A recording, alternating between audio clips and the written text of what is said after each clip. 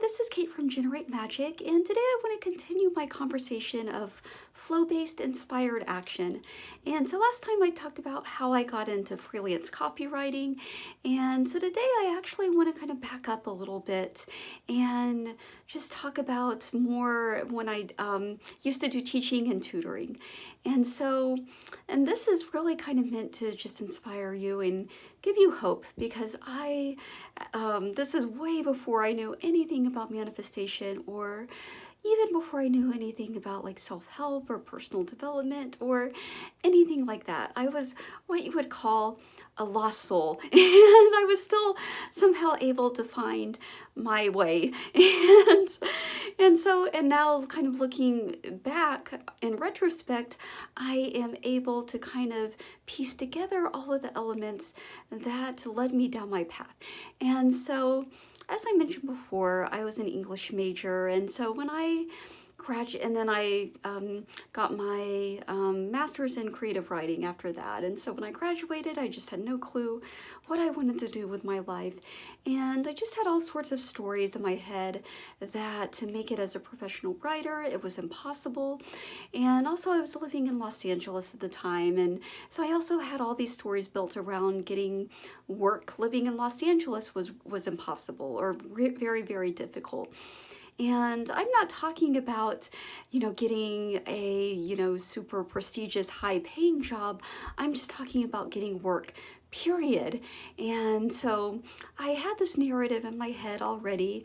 And so I had this assumption about my reality. And so that's what my reality would show me day after day. And so I would spend pretty much all day applying to jobs on Craigslist.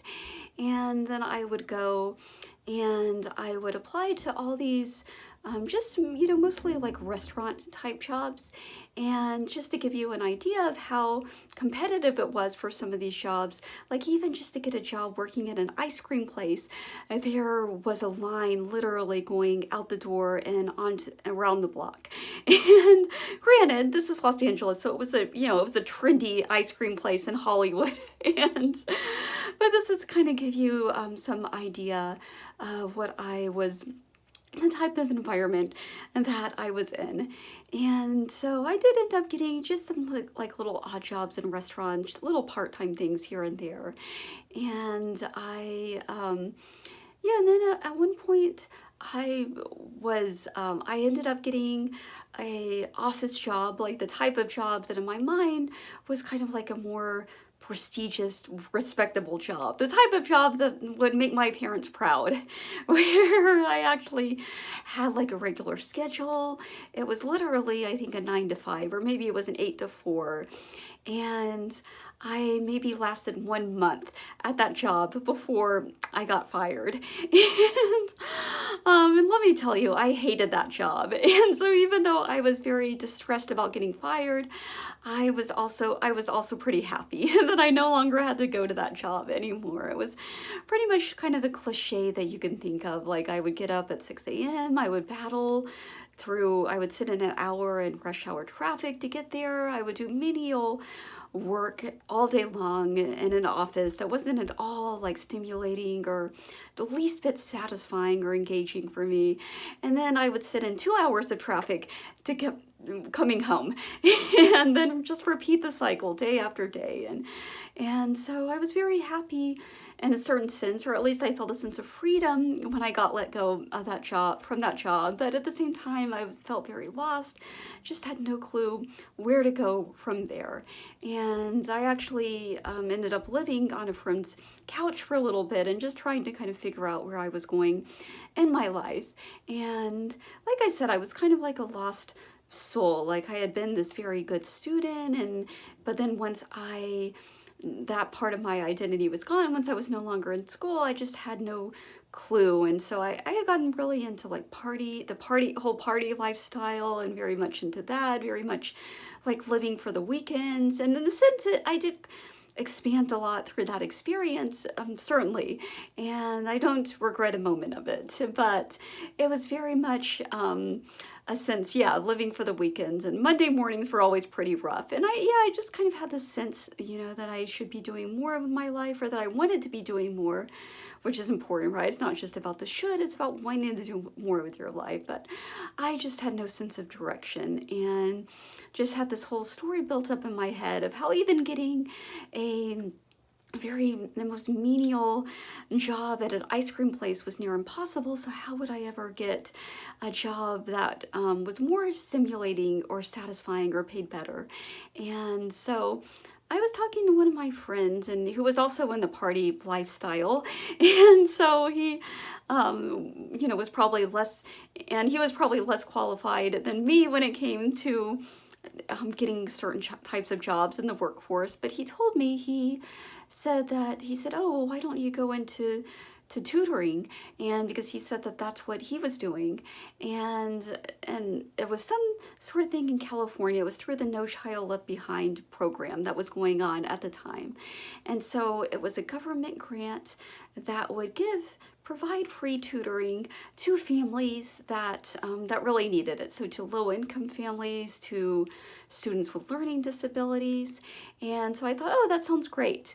And because you would be doing something good, doing something to me which was a little bit more inspiring, right, than simply just working like a typical office job. Or it was something that was more, for me personally, it was something that was a little bit more inspiring. And on top of that, they paid $20 an hour, which I realize is not a lot, and certainly not a lot when you consider California, the cost of living in California. But to me, they might as well have said $1 million. And compared to what I was making before, just doing little odd jobs here and there. And even though at that office job, I guess, even there, I don't think I got $20 an hour, and it was, it was a full-time job at 9 to 5, but I was also spending a ton in gas money, not to mention time. And so this to me sounded like a much better arrangement. And I just really enjoyed the work. I enjoyed connecting with these families. The families were very appreciative, and I really formed some strong bonds with some of those families. So just definitely building some very irreplaceable memories from that work. And but also just to get back to the whole idea of talking about ease and flow. And so before, my whole idea around work, it was very difficult, very just constantly like an uphill battle, basically, both the process of finding work and also the process of keeping work as well, and maintaining a job. It was just something, it was just, just this whole uphill battle, and this whole, there was a lot of struggle attached to it. But here, when I called this company, they, one of the there were quite a few of these tutoring companies in Southern California. So I called one of these companies, and they didn't even really ask me that many questions. I think they asked me my name, they asked me if I had a degree, and that's about it. Then they asked me to come in, which I thought was going to be an interview, but it was basically just a group session for all the interested they pretty much hired us on the spot. And so the session wasn't interviewing us. It was basically just telling us how to fill out all the paperwork. And so this was the easiest process I had ever experienced of getting a job. And on top of that, the work, it was just very enjoyable, very stimulating. And so it taught me for the first time that work and that life doesn't have to be a struggle, right? That it can be filled with ease and joy and inspiration. And eventually it got to the point where because it was a government grant, it would be kind of hit or miss. During the summers, there wouldn't be any work, and even during the school year was always kind of unpredictable when these grants would come in. So it was clear that I needed a second form of income. And so then I started looking at these kind of high-end tutoring companies that would do test prep tutoring.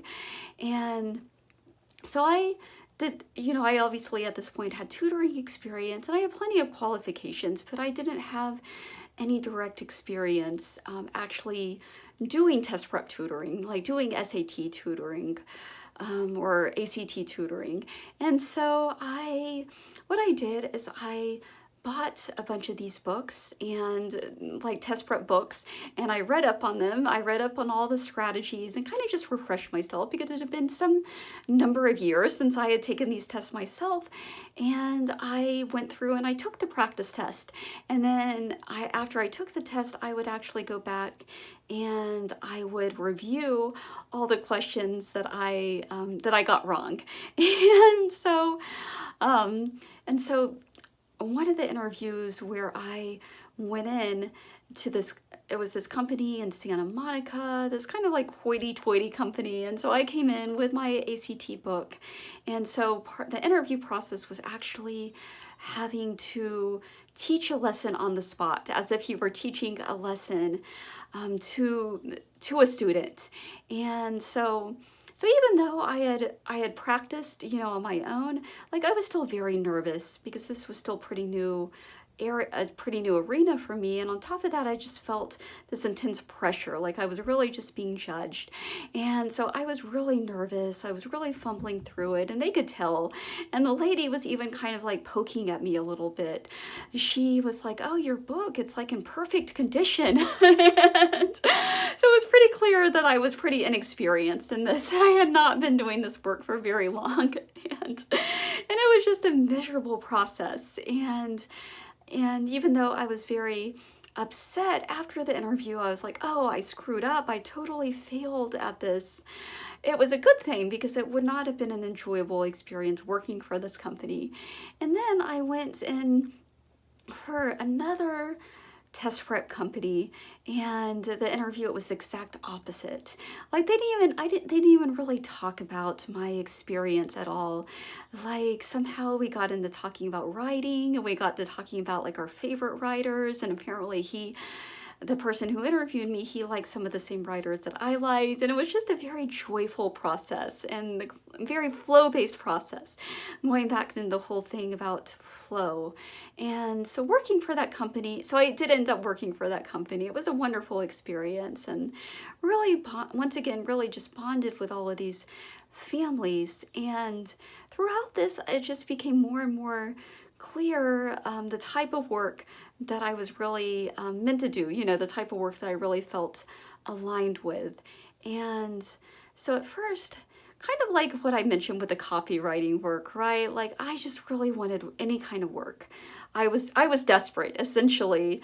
And so I would just say that I could tutor anything, including some of the science subjects and some of the more challenging math subjects like trigonometry and geometry, and things that I really were never really my strong suit, and things that I just really hadn't studied in years. And I'm glad that I did it, just to do it and just to kind of give myself that challenge. But it was, each time it just felt like an uphill battle. And there was like one tutoring session where I was literally sweating and I was just so anxious. I just felt way in over my head. And the student and I, we were doing these math problems together. And I kept like kind of peeking over at what she was doing to make sure I was on the right track. And one by one, these clients that had hired me specifically for these kind of upper level math and science type tutoring, they gradually started falling away. And it was totally a good thing, because then that freed me up to do more of the work that I was more like aligned with, and namely, like writing and English and some math. I enjoyed doing the math as well, but not really like that super, high level math.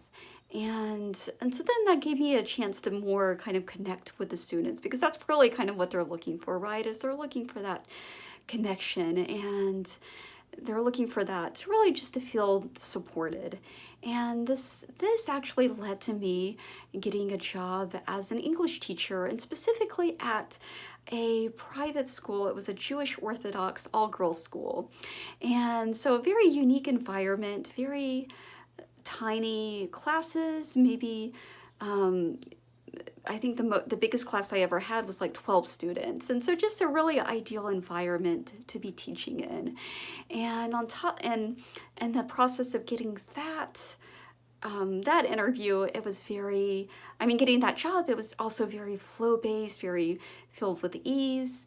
And because it turned out that the woman who was the principal of the school, that her son-in-law was the head of the tutoring company that I worked for. So that's how I got the job, is because he was already kind of familiar with me. And so when I went into that interview, it's not like I was having to prove myself or anything like that. It was just a very easy, again, very flow-based interview, and it felt very natural. Didn't feel like I was being given an interrogation or anything like that. I got the job pretty quickly, and it was just a wonderful experience. And really just dream students, like they really enjoyed reading and writing, and I would be like amazed by some of the stuff that they would come up with. I would think, wow, these students are super smart and just super respectful. And I think definitely kind of having that religious upbringing, I think definitely helped as well.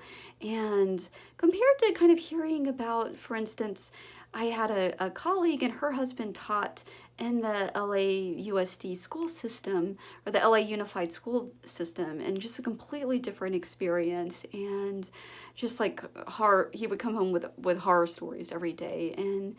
And compared to that, it was just a very, yeah, the whole thing, it was just a very wonderful, like joyful experience. And what I appreciate about all the teaching and tutoring, even though it's, I mean, I guess I'm still kind of teaching in a certain sense. And on the larger scale, I think we're all teachers and we're all students, right? We're constantly teaching one another and also learning from one another, right? But I just appreciate everything I learned from that, and from that whole experience, doing the No Child Left Behind tutoring. And really, I saw basically all kind of areas of Los Angeles and Southern California. It was just super diverse, like the neighborhoods, the different cultures that I interacted with, and the different kind of socioeconomic classes. It was just a wonderful, really eye-opening experience. And in every single situation, like I was able to form like a bond with these families and with these students, no matter how different they may have seemed in the surface. And so it really just kind of taught me how, how interconnected we all are, and kind of got me to kind of sort of see beyond some of my own shallow or surface level thinking as well, and some of my own, like I kind of bought into some of the stereotypes, for instance, about like rich people or people that lived in Beverly Hills, and they were, some of the most kindest, most generous people that I've ever met, and just very, very warm and considerate. And all of these families were wonderful in their own way, and the students as well. And I'm still connected to some of these families, and so kind of getting back, and so it basically.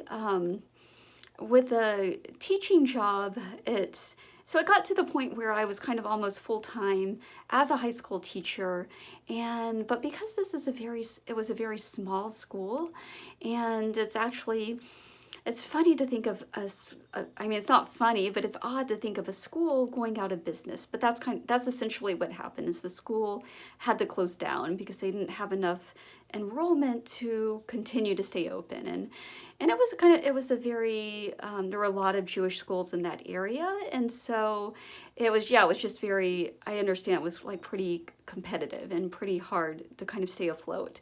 And the timing it was good timing, because I was working part-time at the time as a copywriter, and this really motivated me. At that time, I kind of saw like a fork in the road, right? And I could kind of continue pursuing teaching and find like another teaching job and maybe become a full-time teacher, or I could just go in the give my all to copywriting and just go into that full time. And so I chose copywriting. I chose to make that my focus and really just go all out. And I ended up, in just a really short matter of time, I ended up being a full-time copywriter. And it ended up being just a perfect transition because this was in 2019, and of course we all know what happened in 2020. And because the copywriting work was all remote, it led to me being able to travel more, and it led to this whole adventure in Mexico as well, which wouldn't have been possible if I was still a teacher. So everything worked out perfectly. And so the takeaways, I think, from all of this is even yeah, that to me, kind of what I see as inspired action, right? It's very flow based, right? And if something at the time, like if something feels like it's very, like you're putting a ton of effort, like you're trying to prove yourself, like you're trying to jump through hoops to please somebody else, and that person still isn't appreciating you, not to despair at all, because that's, I think, the typical reaction. We despair. That's what I would always do, right? I would see it as being like a big failure on my part, that I had somehow failed to get this position, or I had failed at this position, or had failed to prove myself to these people. But all along, it was just leading me to work where I didn't have to prove myself, because it was already clear that I was aligned with this work, and work that was just very flow-based and very joyful. And gosh, maybe I'll have to do another video on this in the future. I think with relationships, this is what a big lesson for me, right? And because I went through these very like tumultuous relationships that went for years and years, and I could have exited at any point. There was nobody like forcing me to stay in those situations, but I was just so determined to make it work. And so when we're so determined to make something work, and it seems like, and the more we push at it, the harder more difficult we make things for ourselves, instead of just kind of like letting go and just surrendering, and surrendering to something that's more aligned for us, and really just kind of trusting the whole process. And if I had to, because I guess once again, this is getting to be pretty long, but if I had to kind of like summarize all of this, I would say it really comes down to kind of what feels good to you. And yes, certainly there's going to be, at least in my experience, right, both in my teaching career and also my copywriting career, there's definitely been action involved, but when I was in my flow state, like it didn't feel like I was running an uphill battle, an uphill struggle, right? It didn't feel like I was constantly having to jump through hoops or prove myself either to other people or to the universe. It felt very aligned and very flow-based, and like I was exactly where I needed to be. And so with that, thank you so much for watching, and have a wonderful day.